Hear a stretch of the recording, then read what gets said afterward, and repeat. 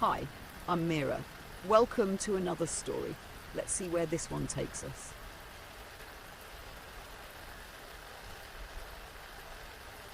The fog was suffocating. It curled in dense, pale tendrils around the rotted wooden beams of the houses and slithered across the cobbled streets of Sallowreach, a ghostly tide that ebbed and flowed without reason. You woke to its heavy presence outside the warped glass window of a cramped, unfamiliar room. The air smelled of mildew and old wood. A single chair sat beside the bed, its seat worn smooth as though by years of restless hands. The first thing you noticed was the symbol scratched into the wooden wall beside you. It was a jagged spiral, branching into sharp lines that ended in tiny hooked points. Something about it set your teeth on edge. When you reached out to touch it, the wood felt hot under your fingertips, as if the symbol itself radiated a silent warning. A knock at the door startled you. A woman in her 40s, with tired eyes and wiry hair, peered in, holding a bundle of folded clothes. She barely met your gaze as she placed them on the bed. "You'll need these," she said curtly, her voice low. "The council's called a meeting. It's best you're there." Before you could ask a single question, she was gone. You dressed quickly, the rough fabric strangely familiar despite its coarse weave, and stepped outside. The village square was a small, desolate place dominated by a crumbling fountain whose basin was filled with stagnant water. The villagers stood huddled in clusters, their faces hidden behind scarves and hoods.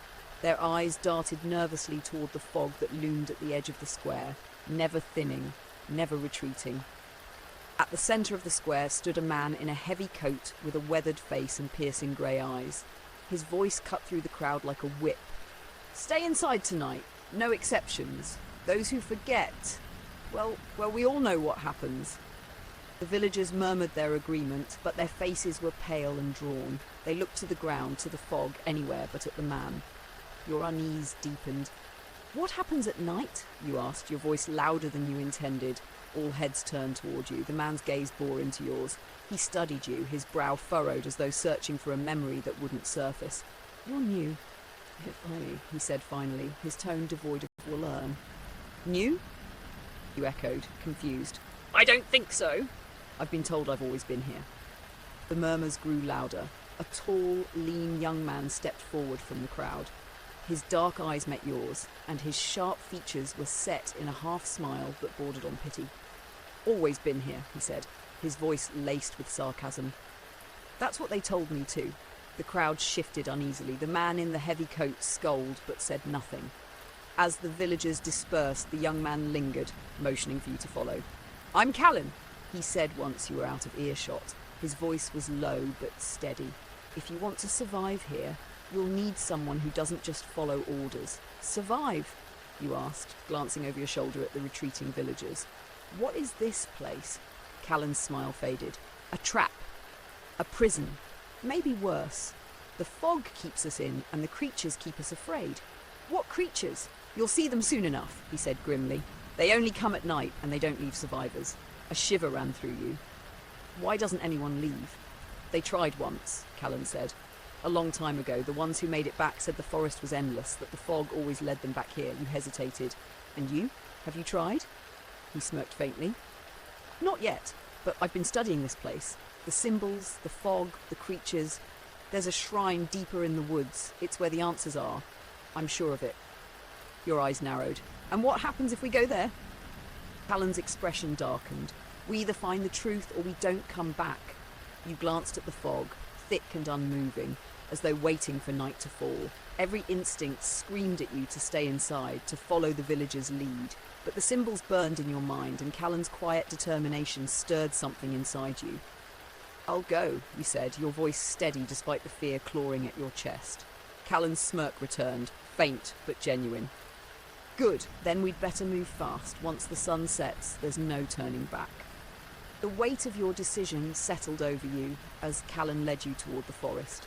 The fog seemed alive now, shifting and coiling like a living thing, eager to swallow you whole.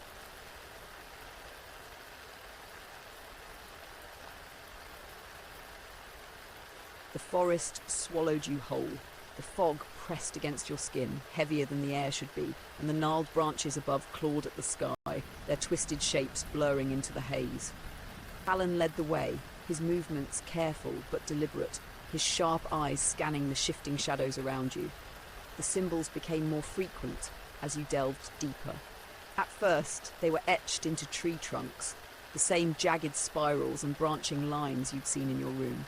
But soon they began to take over, carved into the ground, the rocks, even the underside of rotting logs. The glow from some was faint but unmistakable, pulsing in a rhythm that made your stomach churn. "What do they mean?" you asked, keeping your voice low. "Warnings, maybe," Callan said without looking back. "Or something older. I've been trying to figure it out for years, but the villagers won't talk about them. They act like the symbols don't exist." Why? "Because if they acknowledge them, they have to admit there's something worse than the fog." A cold wind rustled the leaves, the sound unnaturally loud in the oppressive silence. You tightened your grip on the strap of your satchel, though its contents, a dull knife and a half-empty flask of water, offered little comfort. The sensation of being watched gnawed at the back of your mind, and you found yourself glancing over your shoulder, half expecting to see a pair of glowing eyes in the mist. "Are the creatures afraid of the symbols?" you asked. Callan hesitated. "Maybe. Or maybe they made them. Either way, the closer we get to the shrine, the fewer attacks there've been. That's why I think it's connected." Before you could press further, the ground beneath your feet shifted, a soft but audible crunch. You froze, looking down. Bones. A scattering of small, brittle remains littered the path. Birds, rabbits, something unrecognizable. The sight made your stomach lurch. Callan crouched beside one of the larger fragments, turning it over in his hand. His brow furrowed. "They're clean," he muttered. "No signs of teeth marks, just snapped." "What does that mean?" He stood, his expression grim. "It means we're not alone." The growl came from nowhere. Low and guttural, it rumbled through the fog, vibrating in your chest like the toll of a distant bell. Callan's head snapped up, his hand darting to the small hatchet at his belt. "Run," he said sharply. Your legs moved before your mind caught up. The forest blurred around you as you sprinted after him, the fog clawing at your face and legs like an angry beast. Behind you, the growl rose to a deafening roar, accompanied by the unmistakable crash of heavy footsteps. Callan veered sharply to the left, guiding you toward a cluster of jagged rocks. "This way!" he shouted. The creature burst through the trees just as you reached the outcrop. It was enormous, its hulking form a shifting mass of shadow and sinew. Its limbs were too long, its movements unnervingly fluid, and its glowing, featureless face was fixed directly on you. Callan shoved you toward a narrow crevice between two rocks. "In there!" You scrambled inside, the stones scraping against your arms and legs. Callan followed, his breath harsh in the confined space. The creature's roar echoed through the forest as it skidded to a halt outside, its claws raking against the rock. "Stay still," Callan hissed. The creature sniffed the air, its glowing head tilting as though it could sense you despite the barrier. Its claws scraped again, slow and deliberate, sending sparks flying into the fog. Your pulse thundered in your ears, each breath a battle against the terror tightening your chest. After an agonizing moment, the creature let out a frustrated snarl and retreated into the mist. Callan exhaled shakily, leaning against the stone. "It's not gone," he said. "It's circling." You swallowed hard.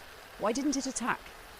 "The symbols," Callan said, nodding toward the faintly glowing carvings on the rock above you. "They keep it at bay, for now."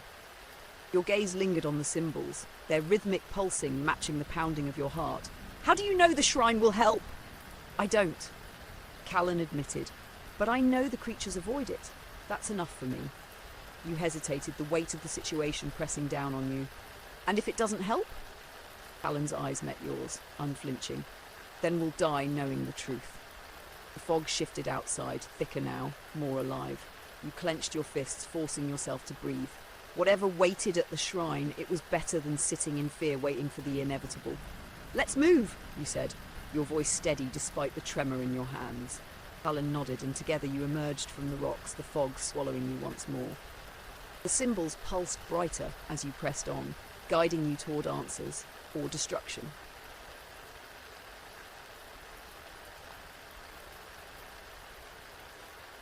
The shrine loomed before you like a forgotten relic of a time long past, its jagged silhouette rising out of the fog.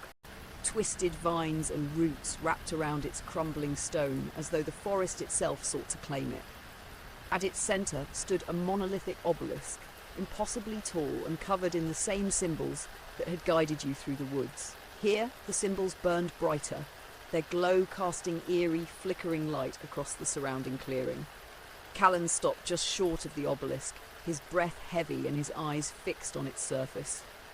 "This is it," he murmured, "the heart of it all." The clearing felt wrong. The air was heavier here, oppressive in a way that made your skin crawl. The fog seemed to recoil from the shrine's edges, swirling just out of reach. You could feel it watching, waiting, but something about the obelisk kept it at bay. "What do we do now?" you asked, your voice hushed. Callan didn't answer immediately. He stepped forward, his hand brushing the carved stone. The light from the symbols flared briefly, and he jerked his hand back as though burned. "It's reacting," he said, his voice tinged with awe. "To us. To you." You stared at the obelisk, unease twisting in your stomach. Its surface shimmered faintly as though alive. A deep hum resonated through the air, growing louder with every passing moment. The sound tugged at something deep inside you, something that felt both alien and familiar. "I don't think this is a good idea," you said, taking a step back. "What if we make it worse?" Callan turned to you, his expression hard. "Worse than what? Living in fear? Hiding while the fog takes everything from us? If this shrine holds the answer, we can't just walk away." The weight of his words settled over you, but doubt gnawed at your resolve. What if the villagers had a reason for their silence? What if the shrine wasn't salvation, but something far darker? Before you could decide, the hum deepened, and the ground beneath you began to tremble. The obelisk's light intensified, flooding the clearing with an unnatural glow. Symbols on the surrounding trees ignited one by one, forming a network of blazing patterns that pulsed in time with the shrine. Then came the growl. It was different this time, deeper, angrier. The fog surged forward, writhing against the invisible boundary of the shrine. Shadows moved within it, their shapes monstrous and indistinct. The creatures were here, drawn to the disturbance. Callan's jaw tightened. "They won't cross the line," he said, though his voice lacked certainty. You weren't so sure.